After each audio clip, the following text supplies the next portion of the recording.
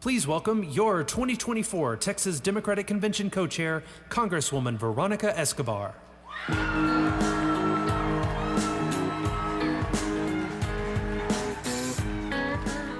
Buenas noches, demócratas!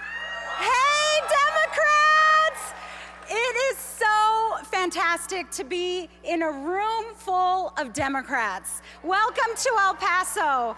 I gotta ask, is this the first state convention for anybody? Oh my gosh, that's awesome! Welcome, welcome, welcome. And is this the first visit to El Paso for anyone? Oh my God, welcome. Welcome to this incredible community, this community of goodwill, this community that is welcoming, and this community with a hot West Texas sun. I know it's been really hot this weekend. Thank you so much for being here. I am so proud to be a co-chair of this convention. So proud also to be a national co-chair for the Biden-Harris re-election campaign. But I am even more proud to be in a room full of warriors, all of you. Thank you, thank you, thank you for fighting the good fight and for being here to get fired up and ready to go to battle. Because my friends, we've got a battle ahead of us. Let me tell you, we all know things are tough, but we really have to take a long, hard look at what's ahead and the dark vision that Republicans have in store for us. And we know in Texas what that means because we are living through part of that dark vision. Republicans are seeking to strip away our freedoms, and they have a dark future in store for us. We've seen in Texas what happens when women are stripped of their reproductive freedom. And women all over Texas have been suffering as a result. We have heard story after story of women who are fighting for their lives because they are denied access to reproductive health care. We know that Republicans want to do more than just ban abortion. They want to ban contraceptive care. They want to ban access to IVF. They also want to strip us of our freedom to the ballot box. They are doing everything they can to block our access to that ballot box because they want to make sure that they keep winning elections and that they shut us out. They want to prevent us from having the freedom of marrying whoever we love. We cannot let them continue taking us down this dark path. We can't. We also know, and we have seen what their future is for our kids. We have seen them try to dismantle and defund public education. And they're trying to enact their voucher scheme, but we won't let them. We won't let them. And we have seen the way that they have targeted communities like this one, like El Paso, the way that they have targeted vulnerable migrants and immigrants. We have been subjected in our community here in El Paso to egregious civil rights and human rights violations by Governor Greg Abbott and the demonization of vulnerable migrants who are seeking a better life. We won't let them continue to do that. And let me tell you, all of that hangs in the balance in November. All of that hangs in the balance. But it's not just that they have terrible policies and horrific intent for all of us. It's not just that we have to stop Republicans, but we've got to be proud of what Democrats stand for and what Democrats do when we are elected to office.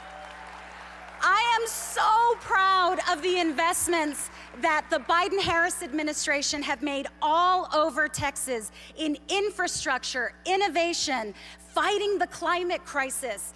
Those are real investments that are helping uplift communities, helping create jobs, and the Biden-Harris administration stands firmly, as all of us do, with our unions. We know we are stronger with our unions that build up our middle class, raise wages, and help provide great benefits for all workers.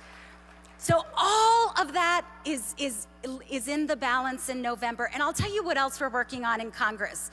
Congressional Democrats know we're not gonna just stop at fighting for our freedoms and preserving our democracy, but we want more investment in our families. We are fighting for universal pre-K. We are fighting for paid family and medical leave. We are fighting for the expanded child tax credit that puts money in your pocket, and we're fighting for access to high quality, affordable child care, because that's what a pro-family party does. And that's who we are. That's who we are. So, my friends, the contrast could not be more stark. And the decision and the choice could not be more clear. And I know all of us agree with that. But there's a lot of voters out there who don't feel the sense of urgency that we feel. And we've got to talk to every single one of them. We've got to knock on those doors. We've got to pick up the phone. We've got to call them. We've got to talk to our family, to our friends, to our neighbors, to our coworkers. We need to make sure that we don't wake up with the same level of dread and horror that we woke up with the day after Donald Trump was elected. We cannot go back. We cannot go back. We cannot let that happen. So let me tell you, not only do we have to fight for every vote, but we have to convince members of our own party not to skip certain races. Every Democrat up and down the ballot needs and deserves our votes. Every single Democrat.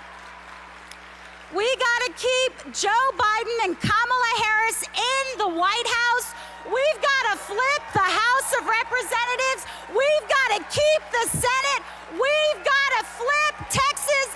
This is the biggest battleground state in the country, and we gotta fight for every single vote. We're gonna do this. We're gonna do this. We are gonna fight for every Texan, and I am so proud to be on this journey for Texas and for America right alongside each and every one of you. Hasta la victoria, November, here we come.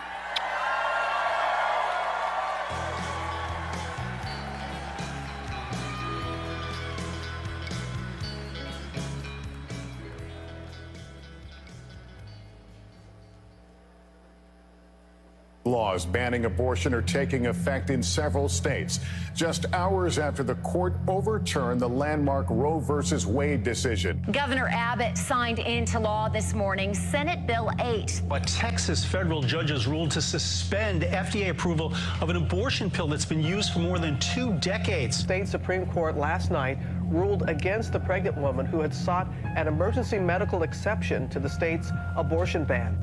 Texas made a perfectly reasonable decision to protect life. There's no outcome here, that results in us taking home a healthy baby girl. The Alabama Supreme Court ruled last week that embryos are children. Starting at the moment of fertilization, this category would include what happens in IVF.